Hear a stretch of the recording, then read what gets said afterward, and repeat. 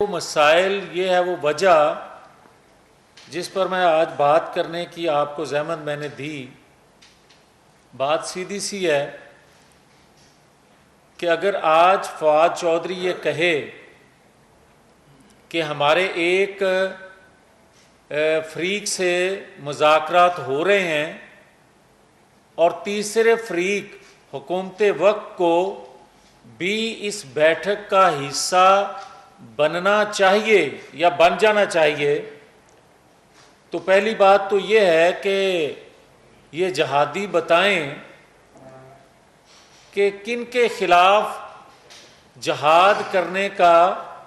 یہ عہد لوگوں سے لے رہے ہیں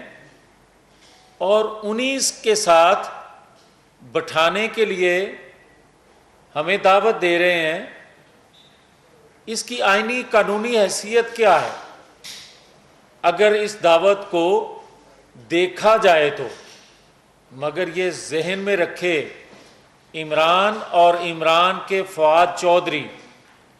ہم نے ایک طویل آئینی جدوجہد کی ہے، وہ غیر آئینی کسی اقدام کو سپورٹ کرنے یا بیٹھک میں حصے دار بننے کے لیے نہیں کی۔ اور مت کوئی سوچے کہ غیر آئینی کوئی فعل دباؤ میں لا کر اور بقول ان کے کہ یہ جہاد ہے آئینی اداروں کے خلاف، بقول ان کے کہ یہ آزادی ہے، تو کیسی آزادی ہے؟ یہ تو پھر شیخ مجیب الرحمان کے 6 نکات سے بھی آگے نکل گیا۔ یہ کیسا شخص ہے کہ جو شوکت ترین کی آڈیو سامنے آئے، جو سائفر کے بعد بھی کہے ہمیں بھاشن دے، اداروں کو بھاشن دینے کی خواہش کرے، تو کس طرح اس بندے کے ساتھ جس کو آئین شکنی، اداروں کے ساتھ ٹکراؤ، لوگوں کو جہاد کے لیے کہنا اور ریاستی اداروں کے خلاف جہاد کے لیے تیار کرنا، اس شخص کو سلاخوں کے پیچھے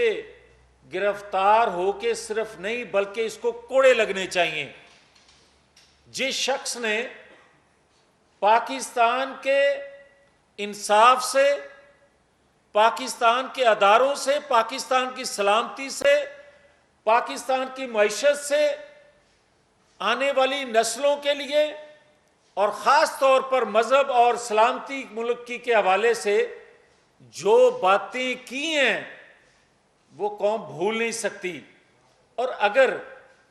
ہمیں آج کانوں میں یہ آواز سنائی دے اور ہمیں کوئی یہ پیغام دے، ہمیں کوئی یہ درس دے کہ جناب پیچھے جو ہوا ہے اس کو چھوڑیں، آگے چلیں،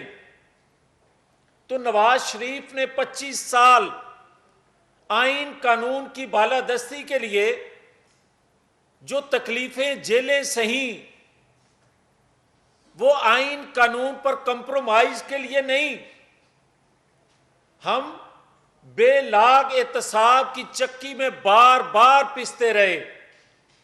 بار بار اس چکی سے گزارا جاتا رہا، مگر ہم نے تو اف نہیں کی، ہم نے تو جہاد کی کال نہیں دی، ہم نے تو کبھی کسی کو چوکیدار، کسی کو میر جعفر صادق نہیں کہا، ہم نے تو جو اداروں میں بیٹھے لوگوں نے غلط فیصلے کیے صرف اس کی نشاندہی کی، اور وہ ہم نشاندہی اپنا ملی قومی فریضہ سمجھتے ہوئے آئندہ بھی کریں گے اگر کوئی غلطی کرے گا تو۔ مگر ہم ریاستی اداروں کے خلاف قوم کو اکسائیں اور اس کو جہاد کا نام دیں، اس پر حلف لیں اور پھر بھی یہ کہیں کہ جناب آئینی قانونی تقاضے پورے کر کے بھی ہمیں کچھ نہ کہا جائے، اسے لاڈلا بنائے جاتا رہا ہے اور بنایا جائے، یہ اب قوم کو برداشت نہیں ہے۔ پیپلز پارٹی نے عدالتی قتل بھگتا، نواز شریف نے بار بار ناانصافی جو اس کے ساتھ عدالتوں سے ہوئی اس کو بھگتا، مگر ہم یہ واضح کرنا چاہتے ہیں کہ ہمیں کوئی یہ درس مت دے صرف اس کے لیے، اس کو بچانے کے لیے ہم جو ہمارے ساتھ ہوا ہے، ہم کسی کے ساتھ وہ ناانصافی نہیں چاہتے، مگر ہم قانونی آئینی طریقہ قانون کے مطابق سائفر ہو، فارم فنڈنگ کیس ہو، توشہ خانہ ہو، جتنے بھی قانون کی زد میں آنے والے ایکٹ اس نے کیے ہیں، اس کے بغیر کوئی لیول پلینگ فیلڈ نہیں ہے۔ اگر سب کو ریس میں زیرو سے شروع نہیں کروایا جائے گا تو اس کو لیول پلینگ فیلڈ نہیں کہا جا سکتا۔ آپ 101 کو 80 پہ کھڑا کر کے اور دوسرے کو زیرو سے سٹارٹ کروائیں، کوئی بتائے گا کہ جو دوران ٹرائل نواز شریف کے متعلق ریمارکس آتے تھے وہ واپس ہو سکتے ہیں، ہمیں بری بھی کر دیا جائے تو جو ہمیں القاب سے گلی کوچوں میں نوازا گیا وہ چیزیں واپس آ سکتی ہیں۔ اور کیا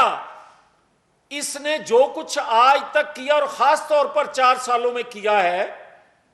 اس پر قانون کی یہ گرفت میں نہ آئے اور یہ دباؤ میں لا کر لوگوں سے حلف، لوگوں کو جلسے جلوسوں میں 2 صوبائی حکومتوں کے وسائل استعمال کر کے لوگوں کو، اداروں کو دباؤ میں لانے کی کوشش کرے، یہ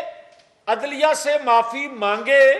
اور باہر نکل کر چیف الیکشن کمیشن کو گالیاں دے، اس کا مطلب یہ ہوا کہ جب پکڑا جائے تو پاؤں پڑ جائے اور نکلے تو گریبان کو ہاتھ ڈال لے۔ کب تک یہ تماشا ہم دیکھیں گے؟ کب تک یہ چیزیں چلتی رہیں گی؟ پاکستانی قوم بہت بھگت چکی، پاکستان کے ادارے بہت بھگت چکے۔ آج ریاست جس جگہ آ کے کھڑی ہے اس میں کوئی لاڈلا نہیں بن سکے گا، اور اگر یہ کوئی کہے یا سمجھے کہ دباؤ میں لا کر صوبائی حکومتوں کے وسائل استعمال کر کے کسی جانب سے سہولت کاری لے کر آپ کسی سے این آر او لینے کی خواہش کریں گے یا کوئی آپ کو دے دے گا تو قوم جاگ رہی ہے۔ قوم نے اپنی سیاست، اپنی مقبول جماعت کی سیاست قربان کر لی، دیکھ لی ریاست کے لیے، تو اپنی اس قربانی کو رائیگاں نہیں جانے دے گی۔ ہم کسی طور پر بھی کسی کے لیے، وہ میں ہوں یا کوئی اور ہو،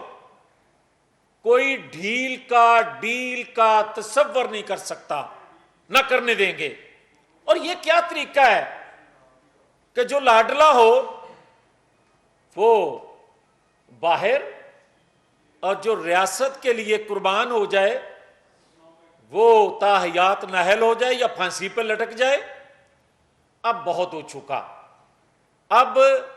قوم کی جو ترجمانی کرتا ہے، قوم کی رہنمائی کرتا ہے، قوم کے لیے اپنے دن رات قربان کرتا ہے ریاست کے لیے، اس کی حفاظت بھی قوم کرنا جانتی ہے اور کرے گی۔ اور میں یہ آخر میں کہنا چاہتا ہوں، کسی طور پر بھی اور کسی حال میں بھی اگر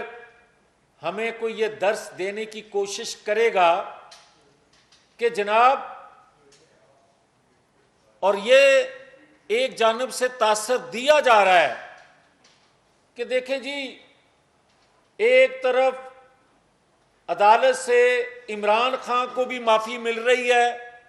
اور دوسری طرف آپ کے کیس بری ہو رہے ہیں، تو کوئی ہمیں یہ صرف بتا دے، ہمیں درس دینے والا، کہ کیا بے گناہ ہوتے ہوئے ہم نے جیلیں نہیں کاٹی؟ کیا 6 سال بعد ہمیں آج بری ہونے کا لفظ سننے کو ملا ہے؟ تو کتنی اذیتیں تکلیفیں سہنے کے بعد، اور دوسرے کو جس نے کرپشن سے لے کر ملک کی سلامتی تک کوئی چیز سے کھیلنے سے پیچھے نہیں رہا اور آج بھی کہہ رہا ہے کہ میں کھیلوں گا، وہ دفاع سے کھیل جائے، وہ معیشت سے کھیل جائے، وہ مذہب سے کھیل جائے، وہ آنے والی نسلوں کے مستقبل سے کھیل جائے، اور ہمیں اور اس کو ایک پلڑے میں تولا جائے، یہ نہیں ہو سکتا۔ اس لیے ہم بارہا یہ کہہ چکے ہیں اور کہہ رہے ہیں کہ یہ برداشت نہیں کریں گے کہ چور اور ساتھ کو ایک پلڑے میں تول لیا جائے۔ ہم یہ توقع رکھتے ہیں کہ ادارے آزاد ہیں اور کسی دباؤ میں آئے بغیر، کسی این آر او کے بغیر، آئین قانون کے تقاضے پورے کرنے کے بعد جو قانون آئین کہتا ہے اس پر عمل کیا جائے گا۔ آج تو کہا جاتا ہے کہ 62 صادق اور امین تا حیات نااہل نہیں ہونا چاہیے، اور یہ کہا جا رہا ہے فواد چودھری جیسے لوگوں کی جانب سے کہ جناب ایک شخص کو سامنے رکھ کر آئینی اصلاحات کی جا رہی ہیں، پہلے تو یہ بتایا جائے کہ کون سا شخص ہے جس کو سامنے رکھ کر کون سا قانون بدلا گیا ہے وہ کوٹ کریں، یا پھر یہ اعتراف کریں کہ آئین قانون بدلے بغیر نواز شریف کے ساتھ آئین قانون کی تشریح اپنی ضرورت کے تحت جس طرح کی گئی تھی، اب تو وہ نہیں ہے۔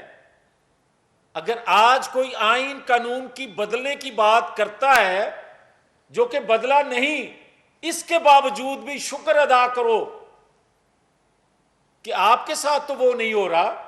ہمارے ساتھ تو قانون بھی وہی تھا، آئین بھی وہی تھا، تشریح ضرورت اپنی مرضی کی تھی۔ مگر میں یہ کہوں گا کہ ہم وہ کسی کے لیے نہ خواہش رکھتے ہیں نہ توقع رکھتے ہیں کہ جو ظلم جبر ہمارے ساتھ ہوا وہ غیر آئینی طور پر کسی اور کے ساتھ ہو۔ ہاں، آئینی طور پر، قانونی طور پر جو جس نے جرم کیے ہیں، عمران خان جن کا لاڈلا تھا اور جن کا جرائم کرنے والوں کا سربراہ تھا، اس سے آئین کے مطابق سلوک قوم دیکھنا چاہتی ہے، اس کے بغیر معافی نہیں ہو سکے گی۔ میاں صاحب یہ بتائیں کہ آپ نے کہا کہ ایوان صدر میں مذاکرات کس حیثیت میں ہوئے، کیا آپ یہ بتانا پسند کریں گے کیا حکومتی رضامندی کے بغیر جو ہے یہ ملاقات ہوئی جو بھی ایوان صدر میں ہوئی؟ اور دوسرا یہ کہ آپ بار بار کہہ رہے ہیں کہ این آر او اگر کوئی دینا چاہتا ہے تو نہیں دینے دیں گے، وہ کون سی قوت ہے جو این آر او دینا چاہ رہی ہے؟ کیونکہ اس وقت حکومت آپ کے پاس ہے، وہ کون سی طاقت ہے جو عمران خان کو این آر او دینا چاہ رہی ہے جو آپ کہہ رہے ہیں نہیں دینے؟ دیکھیں، بات سیدھی سی ہے کہ جو شخص صرف یہ کہتا تھا کہ میرا 1 پوائنٹ ایجنڈا ہے احتجاج کا کہ نئے انتخابات، وقت سے پہلے انتخابات، جب وہ اس چیز سے بھی پیچھے ہٹ گیا ہے تو پھر احتجاج کا مقصد اور تو کوئی رہ نہیں جاتا کہ مجھے این آر او دیا جائے، مجھے کیسز سے چھوٹ دی جائے۔ اب تو صرف اور صرف اس کا رونا دھونا ہی یہ ہے، اور جو مذاکرات کی میں بات کر رہا ہوں وہ فواد چودھری کا آپ کے سوال کا جواب وہ دے رہا ہے کہ ہماری کس سے مذاکرات ہو رہے ہیں، اور کس سے ساتھ بیٹھک ہو رہی ہے. وہ کہہ رہا ہے کہ تھرڈ پارٹی حکومت وقت کو بھی بیٹھنا چاہیے. جو میں سمجھتا ہوں کہ کسی طور پر بھی غیر آئینی قدم حکومت وقت کو بھی اجازت آئین نہیں دیتا کہ وہ کسی کی غیر آئینی خواہش کو پورا کرے, تو اس بیٹھک کا تو جواز ہی کوئی نہیں ہے. جوہر صاحب یہ بتائیے گا کہ آپ جو گلہ کر رہے ہیں, آپ اس وقت حکومت میں موجود ہیں, آپ خود سے ایکشن کیوں نہیں لیتے؟ دوسری بات یہ کہ آپ لاڈلے کی بات کرتے ہیں, تو کیا بتائیں کہ وہ فوج کا لاڈلا ہے, عدلیہ کا لاڈلا ہے, کس کا لاڈلا ہے؟ مطلب یہ قوم کو پتہ ہونا چاہیے نا کلیئرلی, کیونکہ عدلیہ سے تو آپ کو بھی ریلیف مل رہا ہے. دوسرا سوال میرا یہ ہے کہ آپ 13 جماعتیں پی ڈی ایم اس وقت حکومت میں ہیں, روزانہ 3 سے 4 پریس کانفرنسز ہوتی ہیں جس میں عمران خان صاحب کے بارے میں جو چیزیں آپ لوگ بتاتے ہیں, عوام وہ ماننے پہ تیار نہیں ہے. عوام میں عمران خان کی پاپولیرٹی روز بروز بڑھتی جا رہی ہے, اور آپ لوگ نہ جلسے جلوس کر سکتے ہیں, اور ضمنی انتخابات میں جس طرح شکست ہوئی, اس پہ کیا کہیں گے؟ نہیں, پہلی بات تو یہ ہے کہ جو آپ کہہ رہے ہیں نا کہ ہمیں ریلیف عدالتوں سے مل رہا ہے اور اسے بھی مل رہا ہے, تو برائے مہربانی اس طرح موازنہ کرنا مناسب نہیں ہے,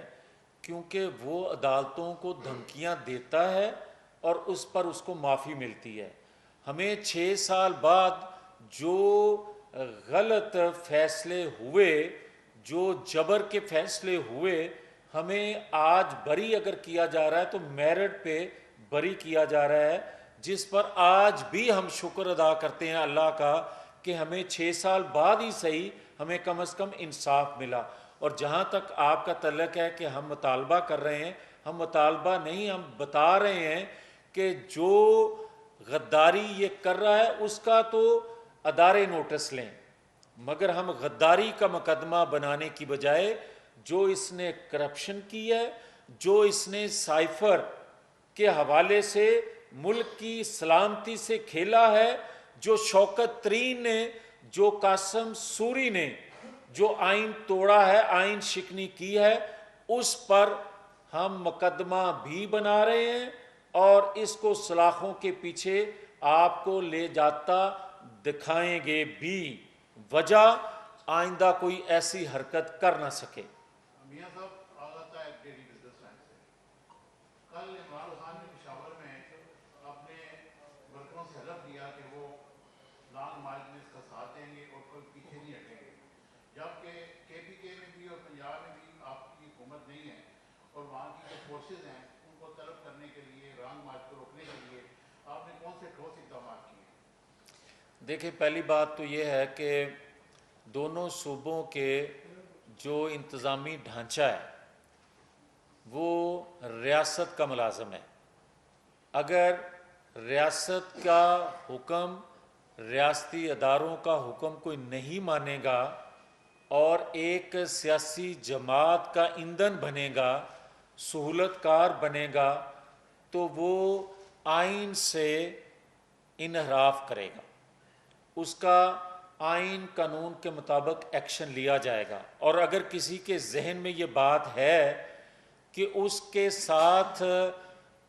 جو انتظامی ڈھانچہ ہے دونوں صوبوں کا وہ اس کو سہولت کاری دیتا ہوا اسلام آباد پر یلغار کرے گا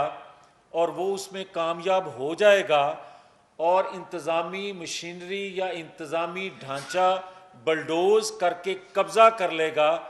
تو پھر میں آپ کو یہ جواب دے رہا ہوں کہ ایک طرف جہادی وہ ہوں گے جو آئین شکنی کر رہے ہوں گے,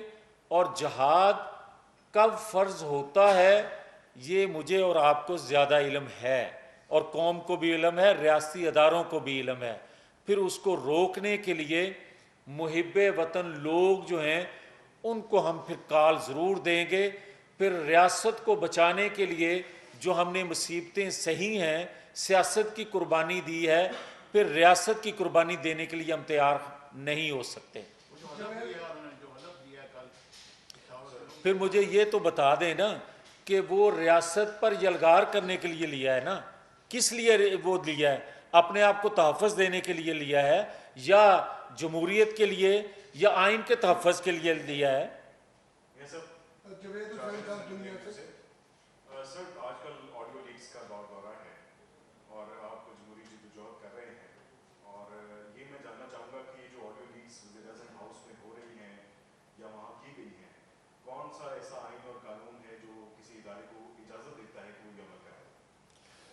دیکھیں جاوید صاحب، کوئی پاکستان کا آئین قانون اس بات کی اجازت نہیں دیتا. جو یہ فعل سرزد ہوا ہے اس پر کمیٹی بنی ہے، کمیٹی اپنی رپورٹ دے گی، اس پر شدید رد عمل قوم کی طرف سے بھی آیا ہے، ایکشن بھی ہوگا. مگر جہاں تک تعلق ہے شوکت ترین کی آڈیو کا، جہاں تک تعلق ہے سائفر کے حوالے سے جو حقائق سامنے آئے ہیں، تو انٹیلیجنس ادارے جو ہوتے ہیں ریاست کے، ان کا کام ہوتا ہے کہ ریاست کے مفاد کے خلاف کوئی آفس بیئرر، کوئی عوامی نمائندہ، کوئی پاکستان کے کسی ادارے سے تعلق رکھنے والا اگر اس کے مفاد کے خلاف کوئی سازش کا مرتکب ہوتا ہے تو ایجنسیوں کا کام ہوتا ہے اس کا نوٹس کرنا. وہاں تک بات درست ہے، اور وہاں تک ہم یقیناً اس بات پر اپنے انٹیلیجنس اداروں کو یقیناً شاباش دیں گے کہ شوکت ترین کے حوالے سے ہو. میں ہی کیوں نہ، خدا نہ خواستہ، آپ دیکھیں کہ مجھ پر تو آج بھی غداری کا مقدمہ اسی طرح ہے. آج بھی کوئی بتائے نا کہ عمران خان سائفر کرے، عمران خان شوکت ترین کو ہدایت کرے تو اس پر تو کوئی مقدمہ نہ ہو، اسے کوئی ادارہ گرفتار نہ کرے، اور وہ علی وزیر ایم این اے سے بھی آگے نکل جائے. علی وزیر ایم این اے نے تو یہ باتیں نہیں کی تھی اور وہ سال سوا سال سے گرفتار ہے. کیا یہ 2 سال گرفتار رہ سکتا ہے؟ اور یہ تو 2 دن رہیں تو ان کی ریمانڈ میں چیخیں نکل جاتی ہیں. ہمارے تو 14 دن 90 دن ریمانڈ ہوئے ہیں. کیا ہماری بھی کسی کو چیخیں سنائی دی ہیں؟ اس لیے کہ ہم سمجھتے تھے اور سمجھتے ہیں کہ ریاست کے لیے سیاسی ورکر سے لے کر لیڈر تک قربانی دینا، جذبہ رکھنا، یہ اس کا پہلا فرض ہوتا ہے جو ہم نے ادا کیا. مگر جو آئین شکن ہوتے ہیں، جو اداروں کے خلاف لوگوں کو اکساتے ہیں، بغاوت پر اکساتے ہیں، ریاست کی سلامتی سے کھیلتے ہیں، ان کی چیخیں اسی طرح نکلا کرتی ہیں جو 2 دنوں میں اس کی نکلی ہیں. آخری سوال چاچا کرمان صاحب.